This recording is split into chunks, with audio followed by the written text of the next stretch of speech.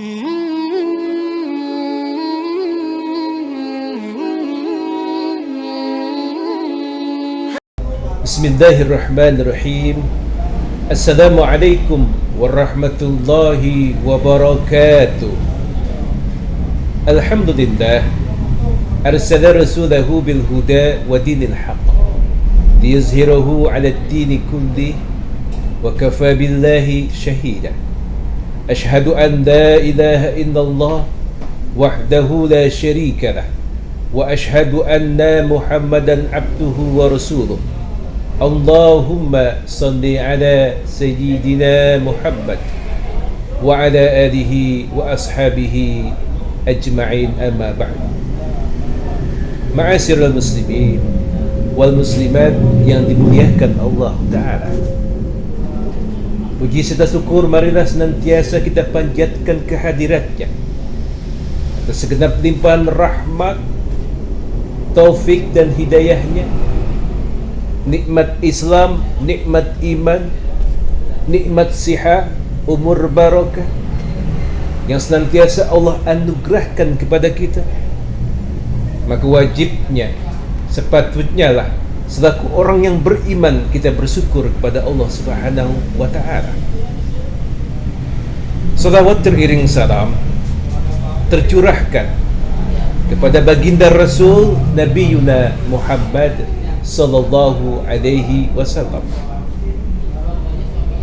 Ma'asyiral muslimin wal muslimat yang dimuliakan Allah Ta'ala, di dalam Al-Quran Allah Subhanahu wa ta'ala berfirman, Bismillahirrahmanirrahim, Ma asaba min musibatin fil ardi wala fi anfusikum illa fi kitabim min qabli an nabra'aha Dzalika 'ala Allahi yasir.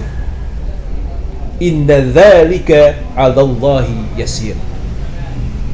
Shadaqallahul azim.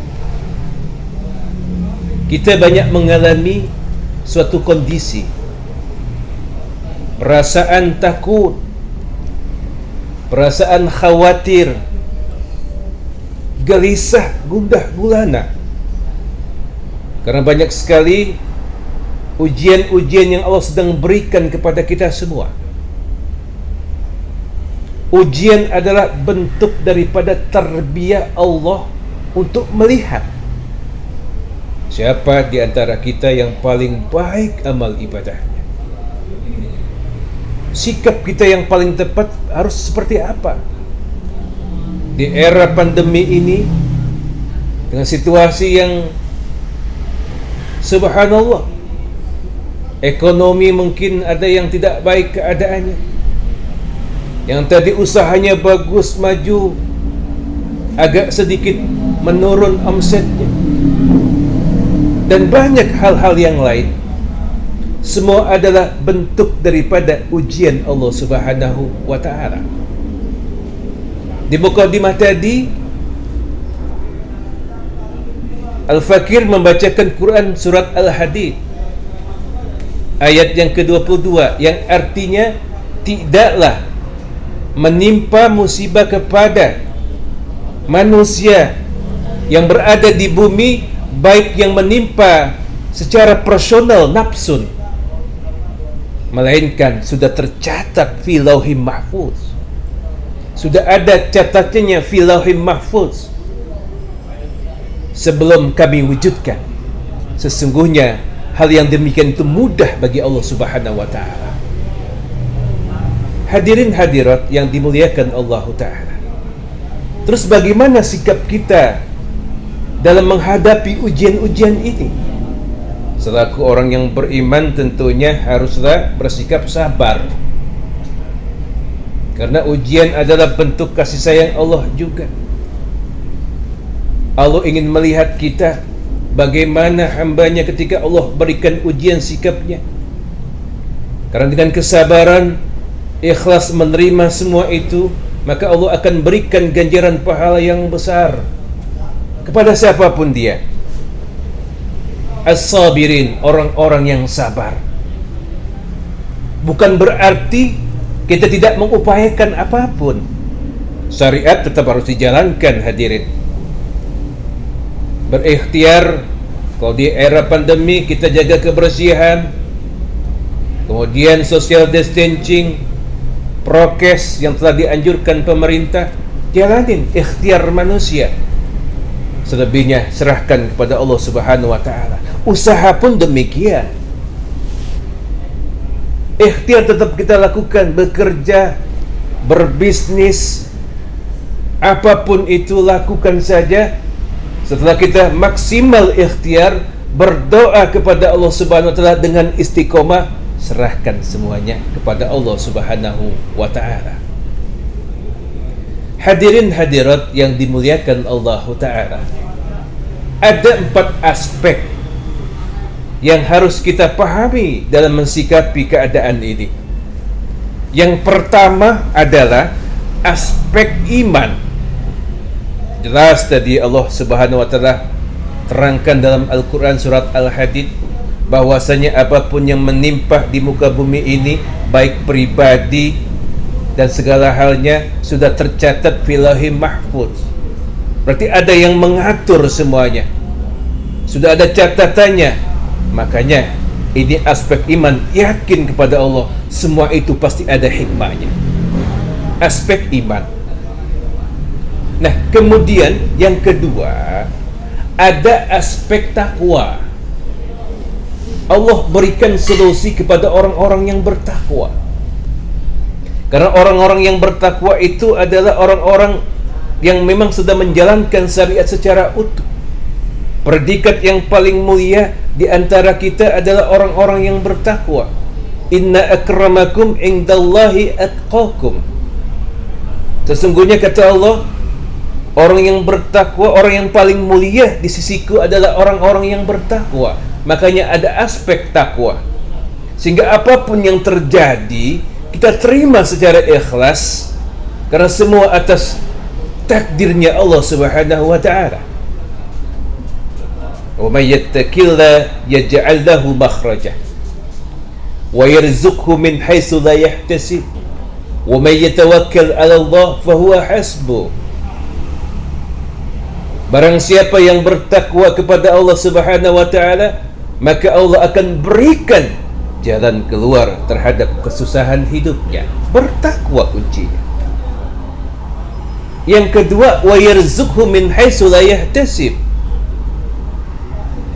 Allah akan berikan rezeki dari jalan yang tak disangka-sangka. Rezeki kan tidak mesti materi saja, hadirin. Kesehatan adalah rezeki. Anak kita baik-baik adalah rezeki. Bisa beribadah dengan maksimal kepada Allah Subhanahu wa taala dengan damai adalah juga rezeki, dan banyak yang lain. Wa yarzuqhu min haitsu la yahtasib. Nah, kemudian sikap yang selanjutnya, wa may yatawakkal 'ala Allah fa huwa hasbuh. Dan barang siapa yang bertawakal kepada Allah Ta'ala, maka Allah akan cukupkan segala kebutuhannya. Ini jaminan bagi orang-orang yang bertakwa. Sikap yang memang baik dalam menghadapi apapun ujian yang Allah berikan kepada kita. Kemudian aspek yang ketiga adalah aspek kebersihan, ataupun aspek yang menyangkut tentang bagaimana sikap kita dalam mensikapi pandemi ini. Kewaspadaan. Khudh hizrahum, ambillah kewaspadaan, sehingga kita lebih mencintai kebersihan, menjaga kebersihan tubuh kita, rumah kita, lingkungan kita, dan lain sebagainya. Allah Subhanahu wa ta'ala mencintai orang yang bertaubat dan orang yang mensucikan dirinya. Innallaha yuhibbut tawwabina wa yuhibbul mutatahhirin. Sesungguhnya Allah mencintai orang yang bertaubat dan orang yang mensucikan dirinya. Tentunya suci di sini lahir dan batin, hadirin. Badan bersih, hati bersih, menyangkut tazkiyatun nafs.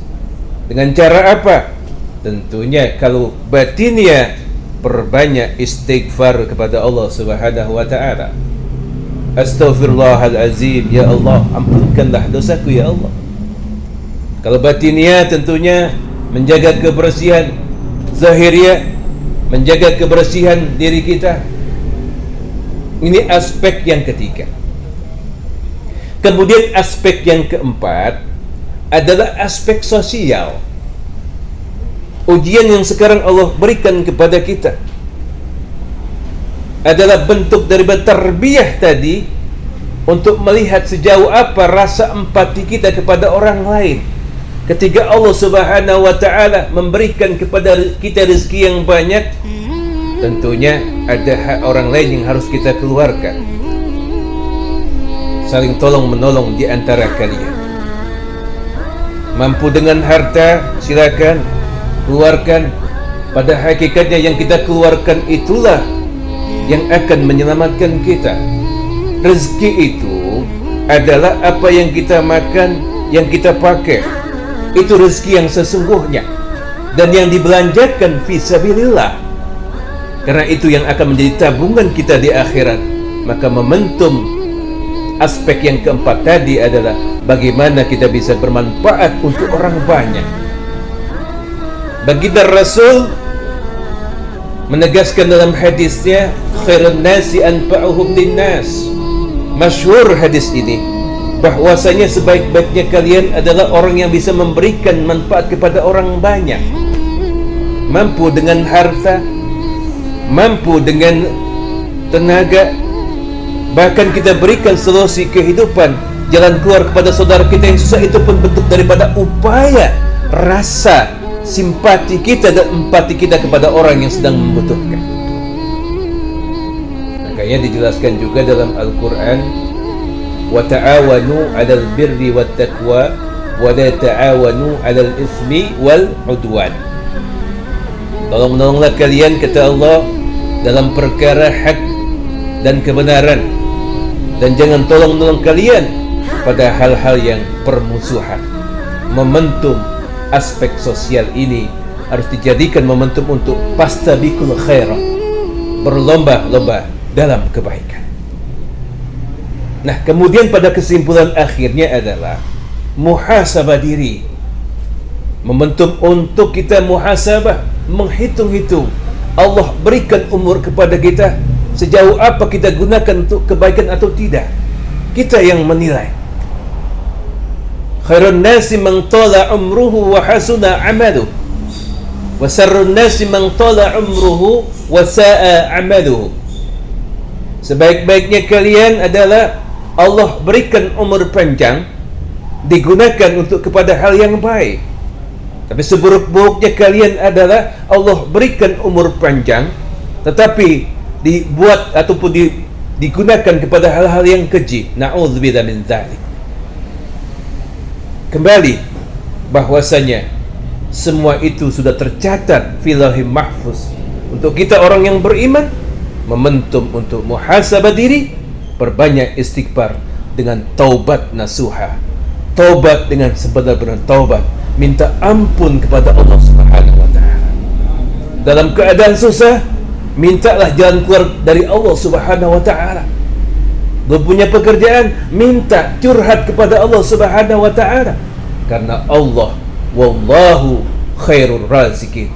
Sungguh Allah adalah sebaik-baiknya pemberi rezeki.